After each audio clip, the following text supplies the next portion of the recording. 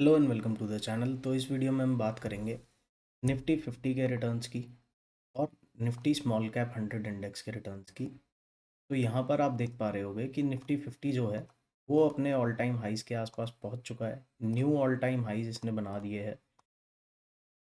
Knew all time high Nifty 50 ने already बना दिया है, बैंक निफ्टी ने भी बना दिया है, सेंसेक्स के अंदर भी बन चुका है। बट स्मॉल कैप 100 इंडेक्स जो है वो डाउन साइड में है। और प्राइस एक्शन वाइज अगर आप देखोगे तो ये वाला जो लेग है, ये वाला लेग फॉलो किया। निफ्टी 50 और स्मॉल कैप इंडेक्स एक साथ चले लगभग।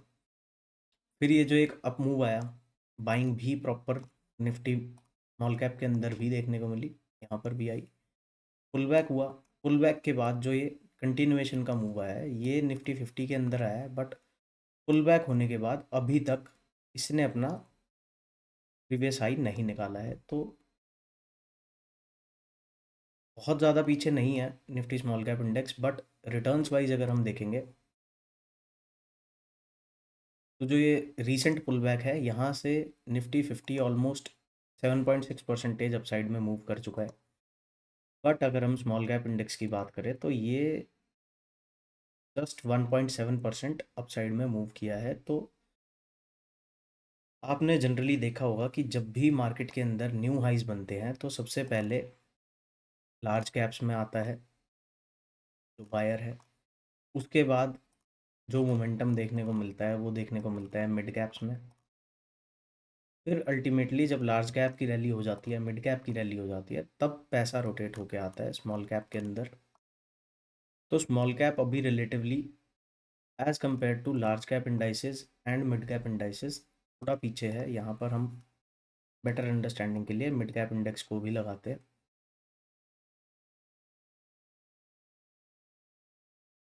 और मिड सेलेक्ट इंडेक्स को लगाते हैं।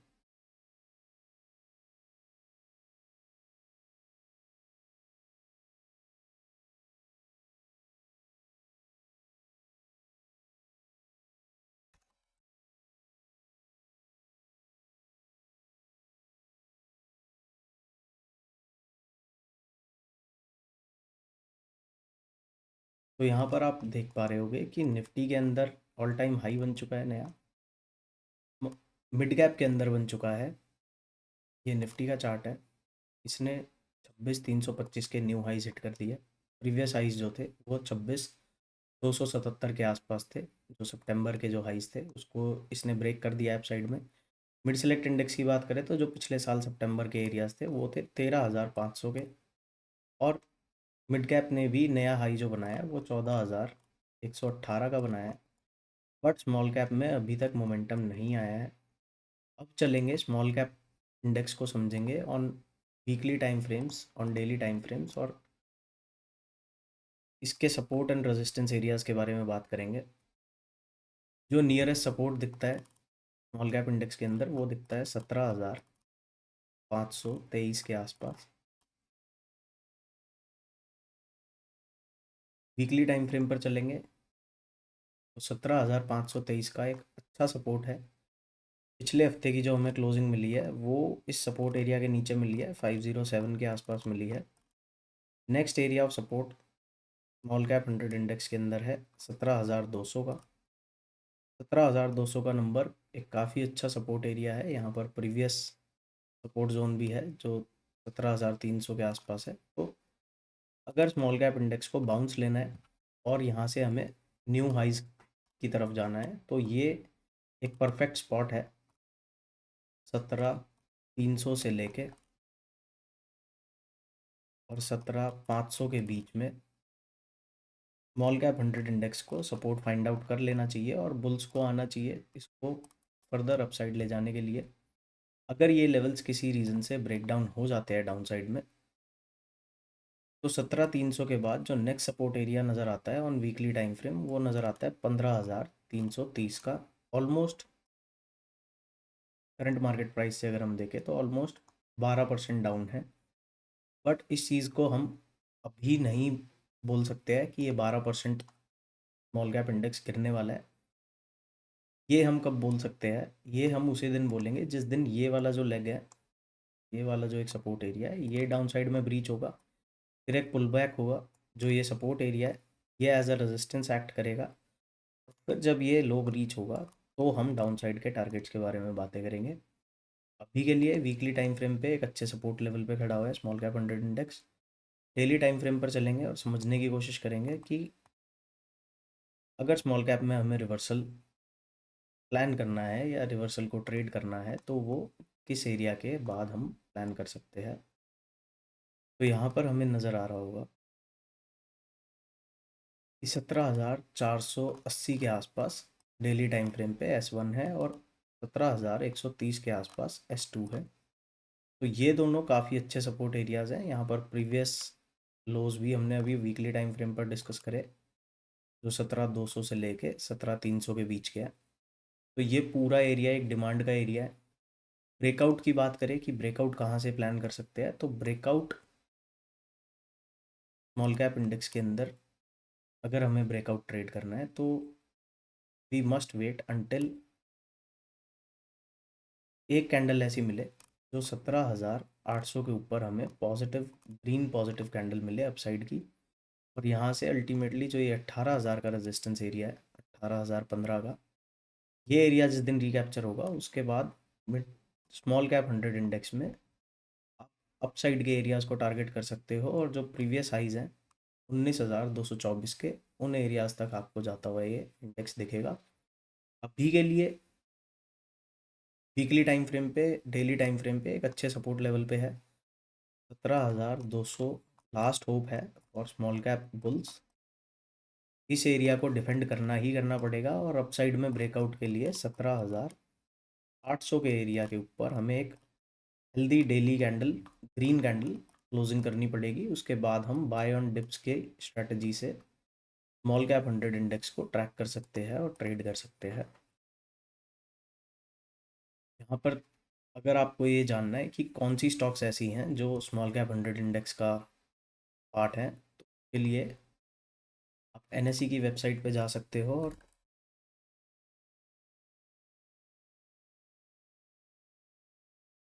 Nifty small cap 100 index open करके ये सारी स्टॉक्स को आप अपनी एक वॉच लिस्ट के अंदर डाल सकते हो। वरना ये सिंपली आप ये फाइल भी डाउनलोड कर सकते हो इन ऑर्डर टू ट्रैक कौन सी कंपनीज हैं और उनके स्ट्रक्चर्स को देख सकते हो। इंडेक्स मूव कराने के लिए पहले स्टॉक के अंदर मोमेंटम आता है। तो यहाँ पर पूरी लिस्ट आपको NSE की वेबसाइट से मिल जाएगी।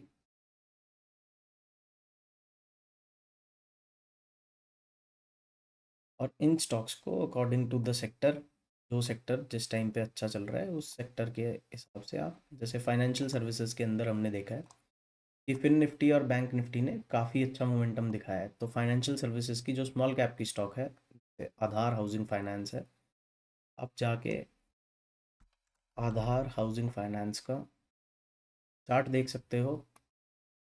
जब तक स्टॉक्स मूव नहीं करेंगी तब तक इंडेक्स भी मूव नहीं कर पाएगा। और यहाँ पर आप देखोगे कि स्मॉल कैप स्टॉक्स के अंदर बेशक सेक्टर बुलिश है, बट स्मॉल कैप स्टॉक्स अभी अच्छा परफॉर्म नहीं कर पा रही है। एक जो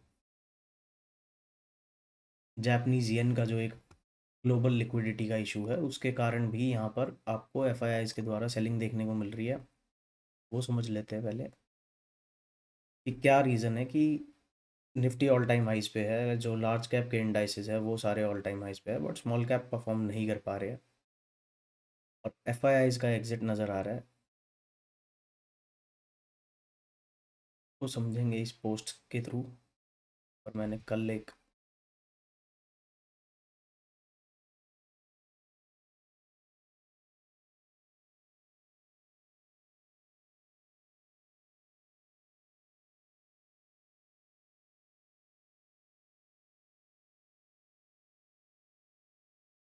यहाँ पर जापान ने एक $20 ट्रिलियन का जो कैरी ट्रेड था उसको एक तरीके से एंड किया है। तो जो ग्लोबल लिक्विडिटी थी बड़े लेवल पे, जो एक Japan as a world ATM act कर रहा था ज़ीरो रेट्स पे, जो जापान का पैसा बड़े बड़े इन्वेस्टर्स ने और फंड मैनेजर्स ने उठा रखा था, फ्री लेवरेज थी ये।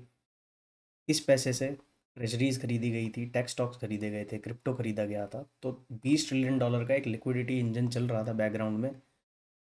बैंक ऑफ जापान ने नॉर्मलाइज किया, रेट्स को बढ़ाया, यील्ड स्पाइक कर गई, तो कैरी ट्रेड जो था वो पूरा रिवर्स हुआ। विक्स ने जंप किया, क्रेडिट स्प्रेड वाइडन हो गए, बिटकॉइन ड्रॉप कर गया ऑलमोस्ट 15%। तो ये एक रिस्क ऑफ सिनेरियो नहीं है, बल्कि ये एक लिक्विडिटी इवेंट है जो एक सेल ऑफ को बूस्ट कर रहा है। अपॉर्चुनिटी क्या है? जब ये लिक्विडिटी क्रंच जो अभी करंटली दिख रहा है, ये यन ट्रेड की वजह से, जिस दिन ये रोल ओवर होगा उसके बाद एफआईआईज दोबारा बाइंग के लिए आएंगे। और India is one of the most attractive place for FIIs. क्यों? क्योंकि जैसे ही लिक्विडिटी वापस आएगी, फेड रेट्स को ईज कर चुका है, आरबीआई ने भी रेट कट कर दिया है, तो रीसेट होगा और इंडिया बनेगा strong risk on trade globally. और वॉलेटिलिटी अभी के लिए रहेगी, बट लॉन्ग टर्म में ये काफ़ी अच्छी अपॉर्चुनिटी की तरह एक्ट करने वाला है। और जब भी लिक्विडिटी रिटर्न करेगी सिस्टम के अंदर, तो यहाँ पर काफ़ी अच्छा आपको एक बाइंग सिनेरियो नज़र आ सकता है स्मॉल कैप इंडेक्स के अंदर। और फ्रेश साइज की टेरिटरी में स्मॉल कैप जाता हुआ दिख सकता है। अब यहाँ पर आप एक और स्टॉक देख लेते हैं कोई स्मॉल कैप इंडेक्स की। हमारा राजा एनर्जी मोबिलिटी देख लेते हैं।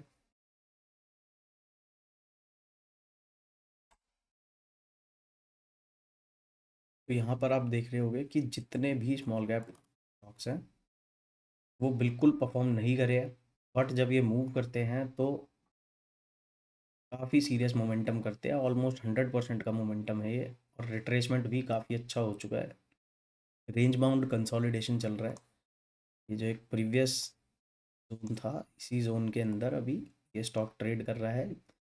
जिस दिन भी ये अपसाइड में ब्रेकआउट देगा और इन एरियाज़ को निकालेगा, यहाँ पर आपको काफ़ी सीरियस टारगेट्स देखने को मिल सकते हैं। बट जब तक ऐसा नहीं हो रहा है, जब तक ये lower lows and lower highs का और ये रेंज बाउंड नेचर चेंज नहीं होता है, जब तक हायर लोज हायर हाइज बनाने स्टार्ट नहीं करता है, तक इस रेंज का ब्रेकआउट नहीं होता है, तब तक इंडेक्स के अंदर कोई पॉजिटिविटी नज़र नहीं आएगी।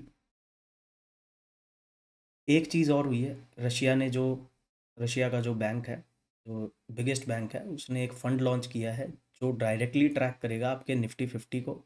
और जितने भी इन्वेस्टर्स हैं, ग्लोबल लिक्विडिटी फनल बनेगा, एक इंडियन इक्विटीज़ के अंदर पैसा आएगा, Nifty 50 becomes an international product, more passive inflows होंगे, ज़्यादा स्टेबिलिटी रहेगी, हायर वैल्यूएशंस रहेंगी।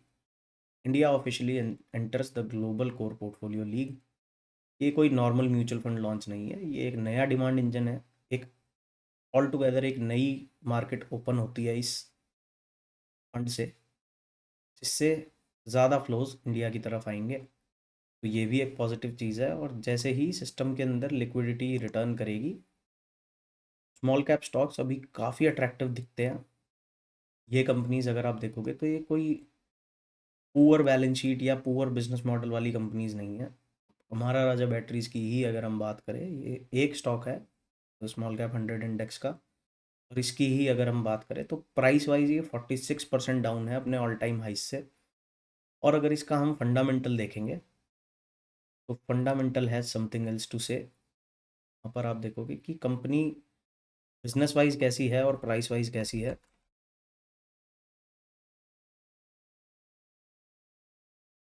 तो यहाँ पर अगर आप फंडामेंटल देख पा रहे होगे, 17,300 करोड़ की मार्केट कैपिटलाइजेशन है, stock P is 21.4, industry P is 30.5, R O C अगर स्टॉक का देखेंगे तो 16.8% का है। डेट टू इक्विटी देखेंगे तो 0.04% का डेट है।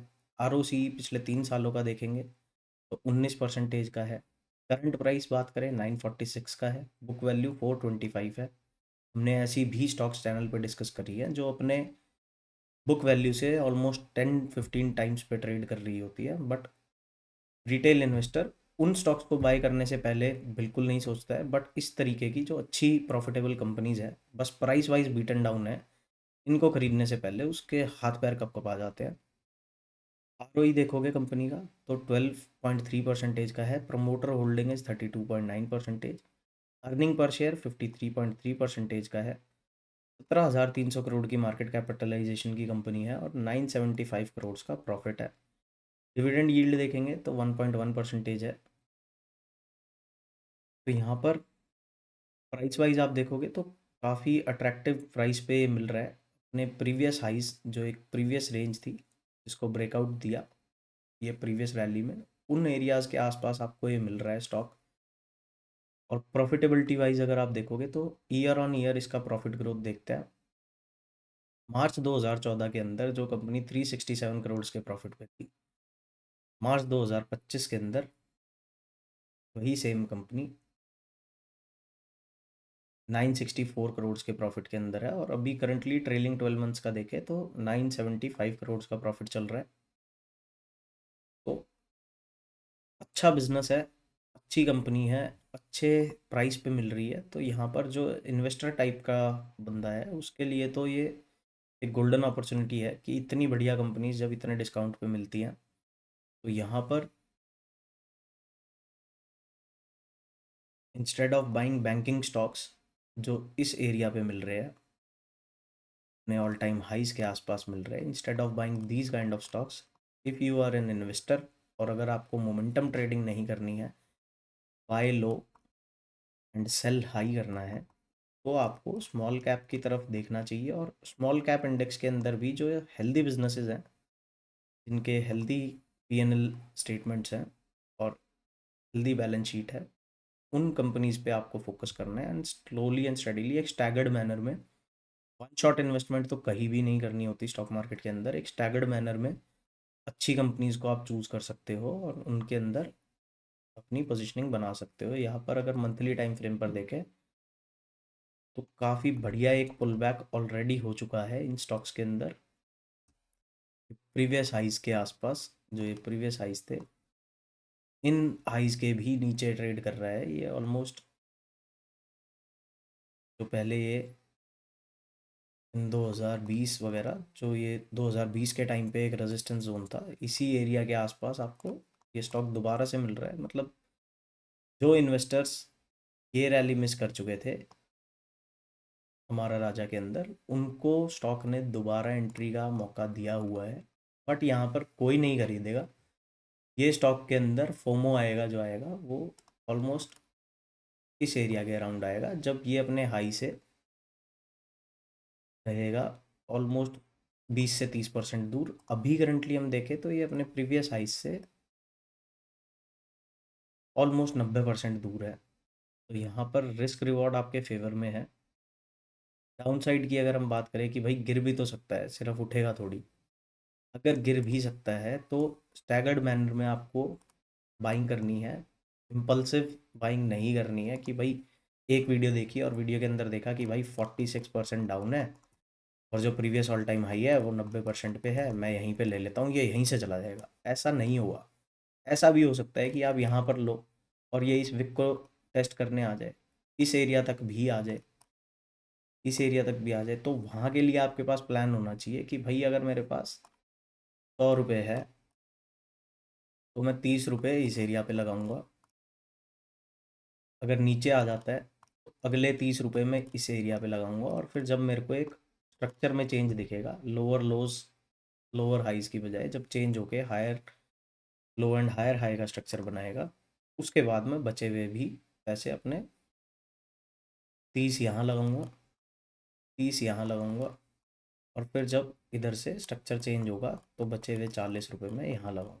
इस तरीके से आपको काम करना है, ना कि ये अगर कि 100 यहाँ लगा दिए और इसी होप में बैठे रहे कि बस ये हो जाए अब तो, और यहाँ जाए तो फिर आप अपने लॉसेस बुक करो और एग्ज़िट करो। और